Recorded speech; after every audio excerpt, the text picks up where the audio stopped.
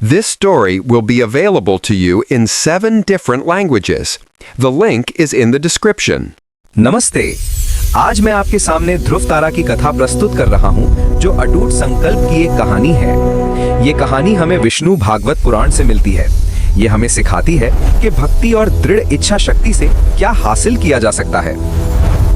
हमारी कहानी शुरू होती है एक भव्य महल में, जहाँ राजा उत्तानपाद अपनी दूसरी रानी सुरुचि और बेटे उत्तम के साथ बैठे हैं। तभी वहाँ 5 साल का छोटा राजकुमार ध्रुव आता है। वो अपने पिता की गोद में प्यार से बैठना चाहता है, मगर सौतेली माँ सुरुचि अहंकार से भरी है। वो ध्रुव को जोर से झिड़कती है और गोद से दूर हटने का आदेश देती है। सुरुचि का अपमान गहरा है। वो ताना मारती है कि वो अगले जन्म में ही यहाँ बैठ सकता है। ध्रुव का चेहरा गहरे दुख से भर जाता है। अपमानित ध्रुव रोते हुए अपनी माता सुनीति के पास जाता है, जहाँ उसे शांत मार्गदर्शन मिलता है और यहाँ से उसका महान सफर शुरू होता है। ध्रुव रोता हुआ अपनी माँ सुनीति के पास पहुँचता है। वो पूछता है, माँ, मेरा स्थान क्या है? क्या मैं कभी पिता की गोद में नहीं बैठ सकता? सुनीति शांत है। वो बेटे को समझाती हैं कि यह सांसारिक राजगद्दी और पिता की गोद अस्थायी है, इसे भूल जाओ। सबसे ऊंचा स्थान पाना है तो तुम्हें केवल भगवान विष्णु की शरण में जाना होगा, वही तुम्हें सच्ची स्थिरता दे सकते हैं। ध्रुव हिम्मत करके राजा की गोद में चढ़ता है। सुरुचि क्रोध में खड़ी है। उसका हाथ तुरंत ध्रुव को रोकता है। सुरुचि का तीखा संवाद, इस गोद में बैठने का अधिकार तुम्हें नहीं है, ये स्थान केवल मेरे पुत्र उत्तम का है। सुरुचि का सबसे बड़ा ताना, अगर तुम यहाँ बैठना चाहते हो तो जाओ, अगले जन्म में तपस्या करके मेरे गर्भ से जन्म लो। ध्रुव की आंखें आंसुओं से भर जाती हैं। उसका मासूम चेहरा गहरे दुख और पीड़ा से सिकुड़ जाता है। ध्रुव अपमानित होकर महल के फर्श पर तेजी से भागता है। उसकी आंखों में अब क्रोध के साथ साथ एक नया निश्चय भी है। ध्रुव उत्साह से पिता की ओर बढ़ता है। वो राजा की गोद में बैठने की कोशिश करता है। उसका चेहरा आशा से भरा है। सुरुचि अचानक ध्रुव को रोकती है। उसकी आवाज कठोर है। राजा उत्तानपाद शांत बैठे हैं, हस्तक्षेप नहीं करते। सीन आर, सुरुचि का तीखा संवाद, तुम इस राज सिंहासन की गोद में नहीं बैठ सकते, ये स्थान केवल उत्तम के लिए है। ध्रुव भ्रमित है। वो रोना शुरू नहीं करता, लेकिन उसकी आंखों में सवाल है। वो अपने पिता की ओर देखता है। राजा उत्तानपाद आंखें झुका लेते हैं। वे सुरुचि के अहंकार के आगे चुप हैं, अपनी पत्नी को नहीं रोकते। सुरुचि ताना मारती है, जाओ, तुम तो मेरी कोख से नहीं जन्मे हो, तुम्हारा कोई अधिकार नहीं। अगर तुम राजा की गोद चाहते हो तो अगले जन्म में तपस्या करके मेरे गर्भ से जन्म लो। ध्रुव की आंखें आंसुओं से भर जाती हैं। उसका मासूम चेहरा अपमान की पीड़ा से टूट जाता है। ध्रुव तेजी से, लगभग लड़खड़ाते हुए सभा कक्ष से बाहर भागता है। उसके नन्हे कदमों की आवाज गूंजती है। अपनी माता सुनीति के साधारण कक्ष में पहुंचता है। वो फर्श पर बैठ जाती हैं, शांत और विनीत। ध्रुव रोते हुए माँ की गोद में सिर रख देता है। वो सिसकियां लेता है और अपमान की पूरी घटना बताता है। सुनीति अपने बेटे के सिर को सहलाती हैं। उनकी आंखों में भी दुख है, लेकिन उनके चेहरे पर शांत स्वीकृति है। ध्रुव का प्रश्न, माँ, मेरा स्थान क्या है? क्या कोई स्थान सुरुचि के ताने से भी ऊपर नहीं है? सुनीति, ये राजगद्दी और सांसारिक वस्तुएं क्षणभंगुर हैं। सबसे ऊंचा स्थान तो केवल भगवान विष्णु के चरणों में है, वही तुम्हें सच्ची स्थिरता दे सकते हैं। ध्रुव रोना बंद कर देता है। उसकी आंखों में अब आंसू नहीं, बल्कि एक अटूट संकल्प की चमक है।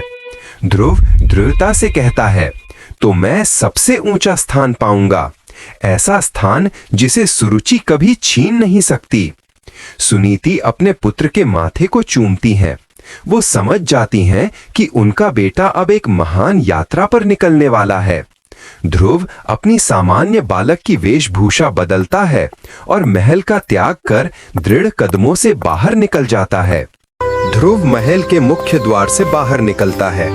वो शहर की हलचल को पीछे छोड़कर सीधे जंगल की ओर देखता है। नन्हा बालक ध्रुव अकेले ऊबड़ खाबड़ रास्ते पर चल रहा है। वो पीछे मुड़कर नहीं देखता। जंगल शुरू होता है। ध्रुव को डर नहीं लगता। उसके चेहरे पर अब भी अपमान की याद और लक्ष्य का भाव है। दूर से देवर्षि नारद मुनि आते हुए दिखाई देते हैं। वे एक पेड़ के नीचे अपनी वीणा पर ध्यान मग्न हैं। नारद मुनि की नजर ध्रुव पर पड़ती है। वो इतने छोटे बालक को अकेले जंगल में देखकर चौंक जाते हैं। नारद मुनि ध्रुव के सामने आते हैं और प्यार से उसे रोकते हैं। तुम कौन हो बालक? इस भयानक जंगल में क्या कर रहे हो? ध्रुव बिना डरे दृढ़ता से कहता है कि वो सबसे ऊंचा स्थान पाने के लिए तपस्या करने आया है। नारद मुनि ध्रुव की कहानी सुनते हैं। वे बालक के अटूट संकल्प और उसकी सरलता से अत्यंत प्रभावित होते हैं। मुनि ध्रुव को समझाते हैं कि तपस्या का मार्ग कितना कठिन होता है। वे उसे वापस महल लौट जाने की सलाह देते हैं। ध्रुव सिर हिलाता है और कहता है कि वो वापस नहीं जाएगा। उसे तो वही स्थान चाहिए जो अविनाशी और अमर हो। नारद मुनि ध्रुव की दृढ़ता और निश्चय को पहचानते हैं। अब वे उसे रोकने के बजाय सही मार्ग दिखाने का निर्णय लेते हैं। नारद मुनि ध्रुव को यमुना नदी के किनारे स्थित शांत मधुवन की ओर जाने का निर्देश देते हैं। नारद मुनि ध्रुव के कान में एक महान मंत्र का उच्चारण करते हैं। ओम नमो भगवते वासुदेवाय। ध्रुव मंत्र को अत्यंत ध्यान से सुनता है और उसे दोहराता है। उसके मुख पर अब विश्वास और गहरी भक्ति का भाव स्पष्ट दिखाई देता है। नारद मुनि मुस्कुराते हैं और ध्रुव उन्हें प्रणाम करके एक नए उत्साह के साथ मधुवन की ओर अपनी यात्रा जारी रखता है। ध्रुव मधुवन की शांत और पवित्र भूमि में प्रवेश करता है। वो चारों ओर देखता है और तपस्या के लिए एक उपयुक्त शिला चुनता है। वो शिला पर बैठता है, आंखें बंद करके नन्हा बालक ध्यान में लीन हो जाता है। मुंह से धीमा मंत्र जाप शुरू होता है। पहले कुछ हफ्ते ध्रुव केवल जंगल के फल और बेरी खाता है। उसका शरीर बाल सुलभ है, पर मन दृढ़ है। समय गुजरता है, ध्रुव का शरीर अचल हो जाता है। उसके आसपास पत्तियां और धूल जमा होने लगती है। तपस्या की तीव्रता बढ़ती है।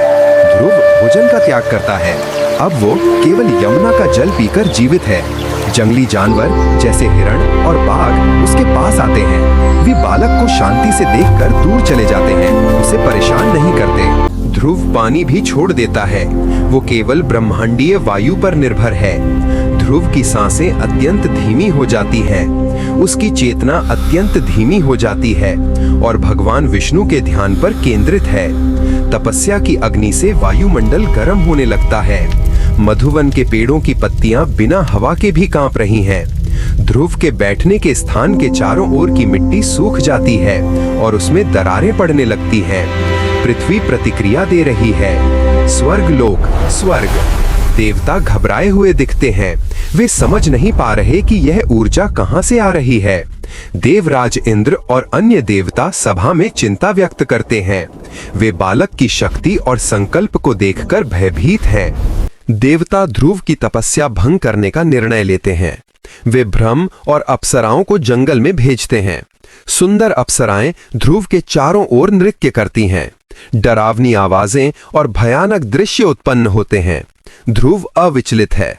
उसकी आंखें बंद हैं। कोई भी माया उसके ध्यान को भंग नहीं कर पाती। तीव्र तपस्या के कारण तीनों लोक, पृथ्वी, पाताल, स्वर्ग अस्थिर हो जाते हैं। हर जगह बेचैनी और गर्मी बढ़ जाती है। भगवान विष्णु वैकुंठ में अपनी शेष शैया से उठते हैं। वह ध्रुव की असाधारण भक्ति को पहचानकर मुस्कुराते हैं। विष्णु तुरंत अपने वाहन गरुड़ पर सवार होते हैं। वह पृथ्वी की ओर प्रस्थान करते हैं क्योंकि बालक का संकल्प पूरा हो चुका है। तपस्या की जगह अचानक एक तेज दिव्य प्रकाश फैल जाता है। ये इतना भव्य है कि जंगल में अंधेरा भाग जाता है। भगवान विष्णु अपने चतुर्भुज रूप में भव्य आभूषणों के साथ ध्रुव के सामने प्रकट होते हैं। ध्रुव की आंखें धीरे से खुलती हैं। वो अपने सामने भगवान के भव्य दर्शन देखकर पूरी तरह स्तब्ध रह जाता है। ध्रुव ने अपनी कल्पना में भगवान को देखा था, लेकिन ये वास्तविक रूप उसकी कल्पना से कहीं अधिक सुंदर और अद्भुत है। ध्रुव भावुक हो जाता है। उसकी तपस्या का फल सामने है। वो अपने आंसू रोकने में असमर्थ है। ध्रुव तुरंत उठकर भगवान के चरणों में झुक जाता है। वह शब्दों के बिना केवल भक्ति से उन्हें प्रणाम करता है। भगवान विष्णु अपने शंख से एक मधुर ध्वनि उत्पन्न करते हैं जो ध्रुव के मन को शांत और स्पष्ट करती है। भगवान विष्णु मुस्कुराते हैं, उनका चेहरा प्रेम और करुणा से भरा है। वह ध्रुव से बातचीत शुरू करते हैं। भगवान ध्रुव से पूछते हैं, मैं तुम्हारी अटूट भक्ति से प्रसन्न हूँ। मांगो बालक, तुम क्या वरदान चाहते हो? ध्रुव को याद आता है कि वह पिता की गोद में सबसे ऊंचा स्थान पाने आया था, लेकिन अब उसकी इच्छा बदल गई है। प्रभु, मैंने आपको पा लिया। अब मुझे सांसारिक वस्तुएं नहीं चाहिए, मुझे आपकी सेवा ही चाहिए। भगवान ध्रुव की पवित्र इच्छा से और भी अधिक प्रसन्न होते हैं। वो बालक के माथे को छूते हैं। भगवान वरदान देते हैं, ध्रुव, तुम ऐसा स्थान पाओगे जो सबसे ऊंचा और अटल होगा। तुम ध्रुव तारा बनोगे। तुम हमेशा के लिए स्थिरता का प्रतीक रहोगे और मार्गदर्शक कहलाओगे। ध्रुव कृतज्ञता से भगवान को देखता है। भगवान विष्णु का दिव्य प्रकाश धीरे धीरे कम होता है और वो अदृश्य हो जाते हैं। ध्रुव का संकल्प पूरा हुआ। भगवान विष्णु के अदृश्य होने के बाद ध्रुव वहीं शांत बैठा है। उसके चेहरे पर अब अपमान या दुख नहीं, बल्कि गहन शांति और संतुष्टि है। ध्रुव को पता है कि वो संसार का सबसे ऊंचा स्थान पा चुका है। उसका बचपन का लक्ष्य अब अमरता में बदल गया है। वो जंगल से वापस महल की ओर निकलता है। उसकी यात्रा पूरी हो चुकी है और वो विजेता के रूप में लौट रहा है। राजा उत्तानपाद और माता सुनीति महल में चिंतित बैठे हैं। उन्हें ध्रुव की सुरक्षा की चिंता है। अचानक ध्रुव महल में प्रवेश करता है। वो पहले से अधिक तेजस्वी और आत्मविश्वास से भरपूर दिख रहा है। राजा उत्तानपाद दौड़कर ध्रुव को गले लगा लेते हैं। उन्हें अपने पुत्र की तपस्या की शक्ति का एहसास होता है। सुरुचि भी वहां खड़ी है। वह ध्रुव के तेज को देखकर लज्जित और स्तब्ध है। उसका अहंकार टूट गया है। ध्रुव क्षमा और प्रेम के भाव से अपनी सौतेली मां को देखता है। बदले की भावना पूरी तरह से समाप्त हो चुकी है। राजा ध्रुव को सिंहासन सौंपना चाहते हैं, लेकिन ध्रुव इस सांसारिक शक्ति को स्वीकार नहीं करता। उपसंहार शुरू। ध्रुव अंततः अपनी माता सुनीति और पिता को संतुष्टि प्रदान करता है और दिव्य लोक के लिए प्रस्थान करता है। ध्रुव आकाश में एक चमकते तारे के रूप में स्थिर हो जाता है। वह ध्रुव तारा है। हम जोर देते हैं, यह कहानी एक 5 साल के बालक के अटूट संकल्प को दर्शाती है। संदेश, उसकी शक्ति उसकी उम्र में नहीं, बल्कि उसके निश्चय और लक्ष्य की स्पष्टता में थी। निष्कर्ष, ध्रुव तारा आज भी आकाश में स्थिरता का प्रतीक है, जो हमें याद दिलाता है कि भक्ति से सब संभव है। ये थी ध्रुव तारा की कहानी, जिसने अपमान को अमरत्व में बदल दिया। धन्यवाद। कहानी अच्छी लगी हो तो लाइक, शेयर और सब्सक्राइब जरूर करना। धन्यवाद।